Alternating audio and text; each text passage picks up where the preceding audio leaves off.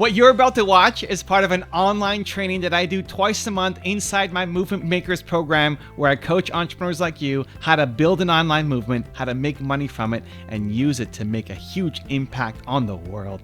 Enjoy.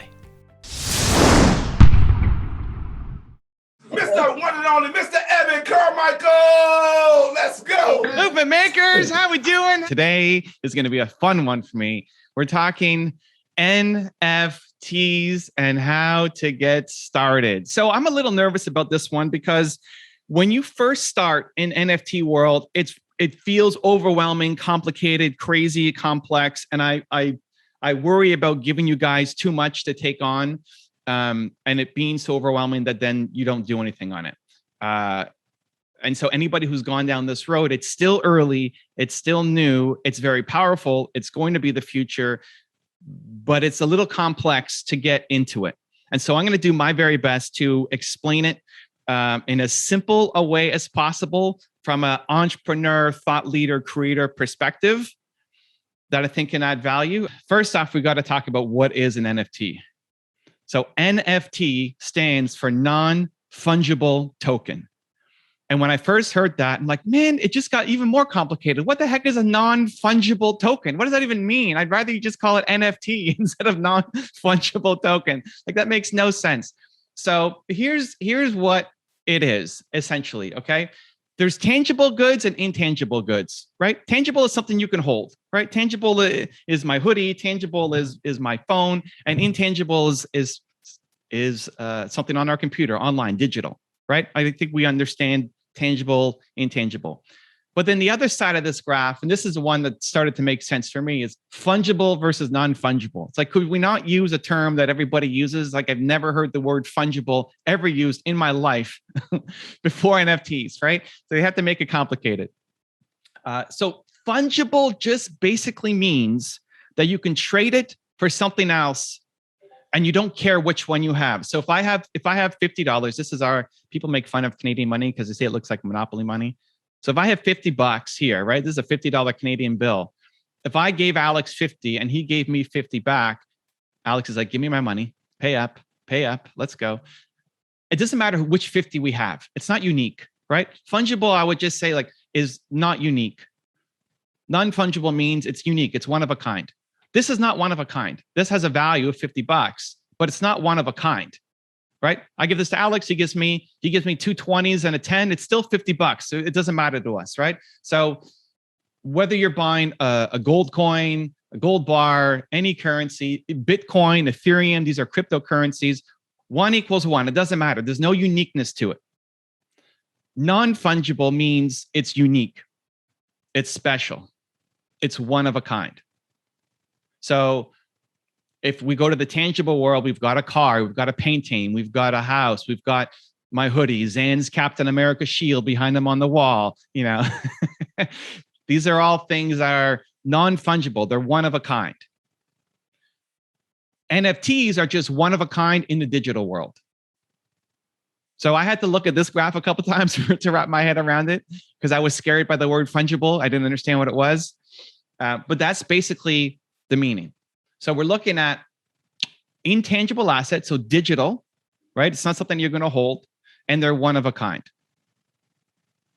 Okay, so that's what an NFT means.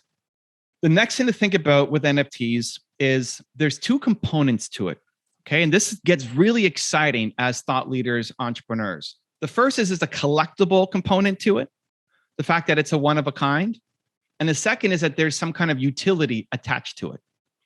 So some people are just selling the art.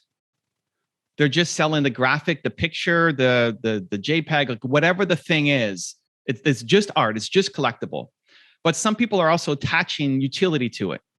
So Zan might make a NFT picture of himself dressed up like Captain America, right? And that could be the collectible. You get the one of a kind art of Zan dressed up like Captain America, but the utility attached to it could be you get a coaching session with Zan. There's some value to it besides just a collectible art.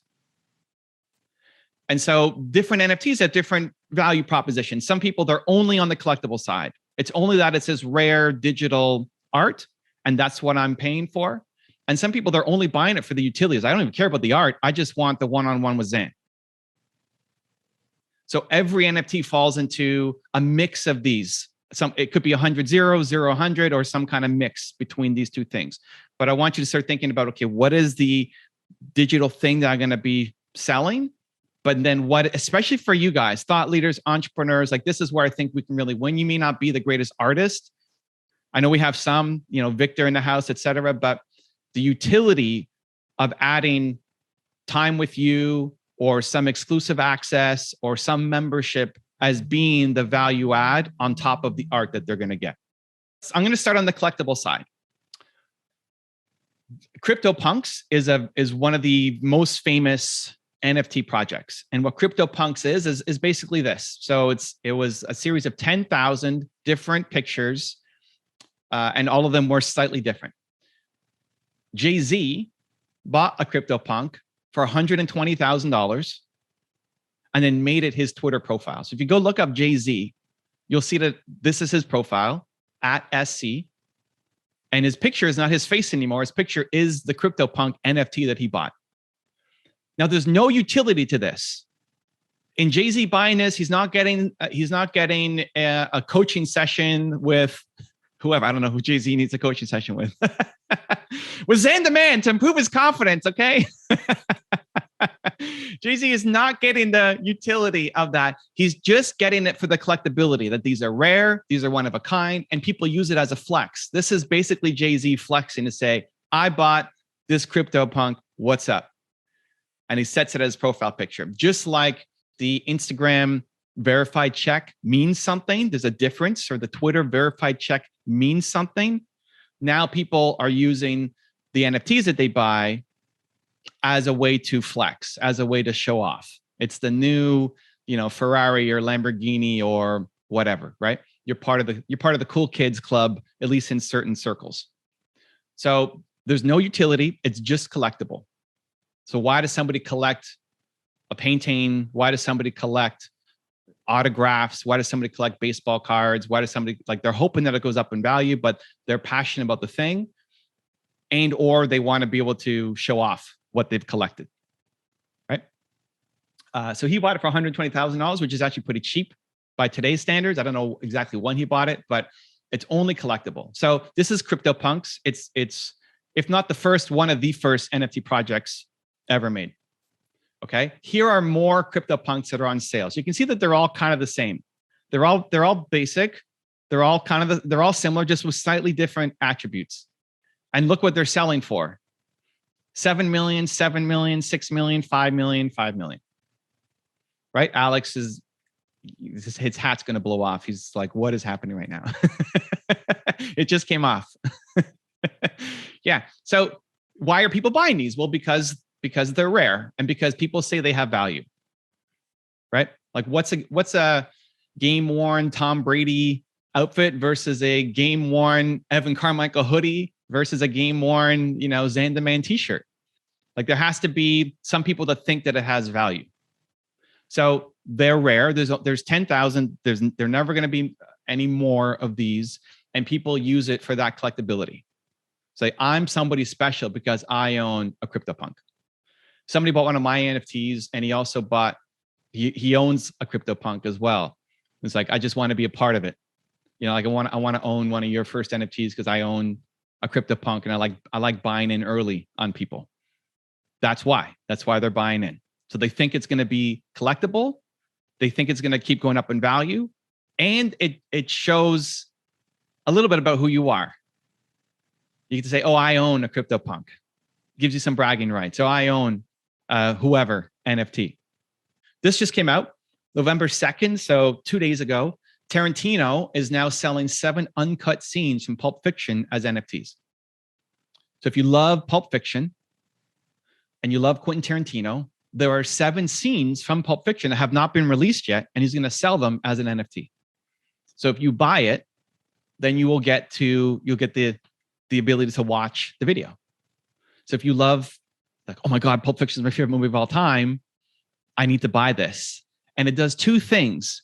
It gives you the utility of being able to watch the uncut scenes, right? That other people haven't seen, but it also shows everybody else that you are the Pulp Fiction Quentin Tarantino super fan. Like you own one of the 7 things that Quentin Tarantino put out. And that's going to show up on your profile. And some people might buy this and then change their profile pictures and put it in their link to say, I own one of the 7 Quentin Tarantino Pulp Fictions, right? Just like we might show things off. Like why does Zan have that Captain America shield on his wall? It means something to him. But if Captain America actually signed it, he wants to show that off. Like, look what I got, you know? If you want to watch the full version of this video, as well as train live with me twice a month to help you build your movement and be around some other amazing people just like you, check out my Movement Makers program. The link to join is right there next to me. Can't wait to see you there. Continue to believe and go join.